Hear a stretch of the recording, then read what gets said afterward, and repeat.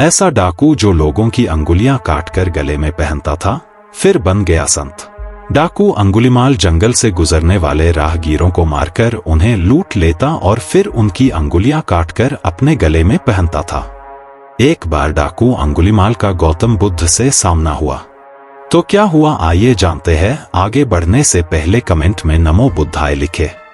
प्राचीन काल में मगध राज्य में एक खूंखार डाकू हुआ करता था। वह जंगल में रहता था और अपने इलाके से गुजरने वाले राहगीरों को मारकर लूट लेता था। उसकी दरिंदगी इतनी ज्यादा थी कि वह राहगीरों को मारकर उनकी अंगुलियां काट देता था, फिर उनकी माला बनाकर पहनता था। इसी वजह से उसे अंगुलीमाल डाकू कहते थे। अंगुलीमाल का इलाके में बहुत खौफ था। एक बार गौतम बुद्ध अपने शिष्यों के साथ उस राज्य में विहार कर रहे थे।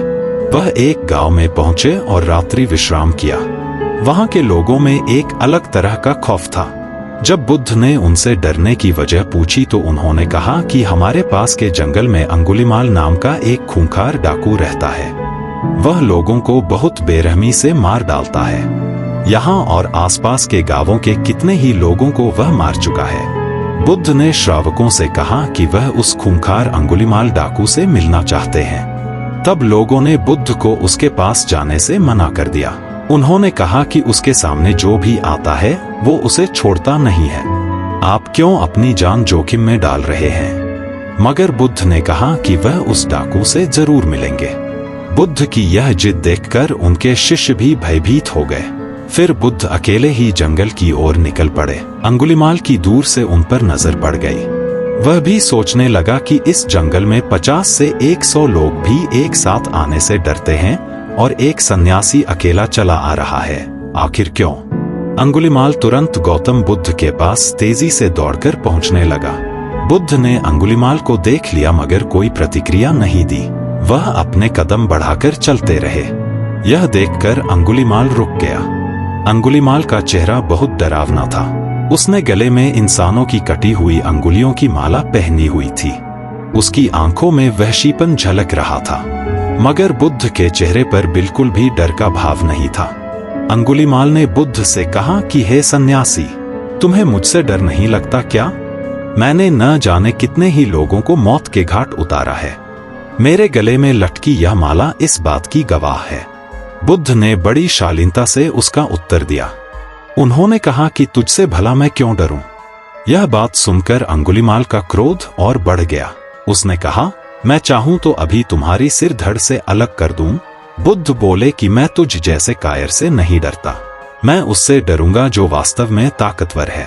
अंगुलीमाल अचरज में पड़ गया कि आखिर ये किस खेत की मिट्टी से बना है। उसने बुद्ध से कहा कि शायद तुम्हें मेरी ताकत का अंदाजा नहीं है। तभी बुद्ध बोले कि अगर तू वास्तव में ताकतवर है तो जा इस पेड़ की 10 पत्तियां तोड़ कर ला। अंगुलीमाल की हंसी फूट पड़ी।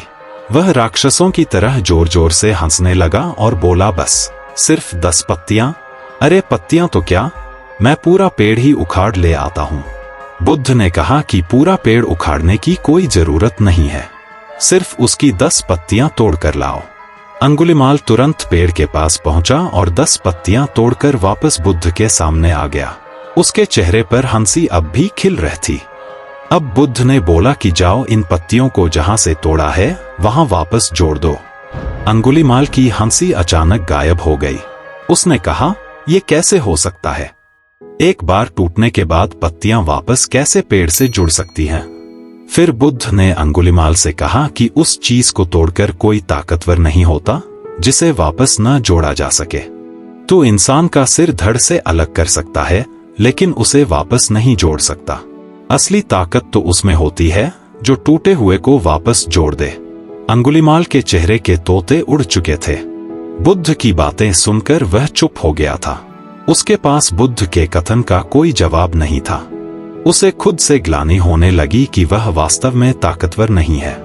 अगले ही पल अंगुलीमाल गौतम बुद्ध के पैरों में पड़ गया और कहने लगा कि उन्होंने उसकी आंखें खोल दी हैं।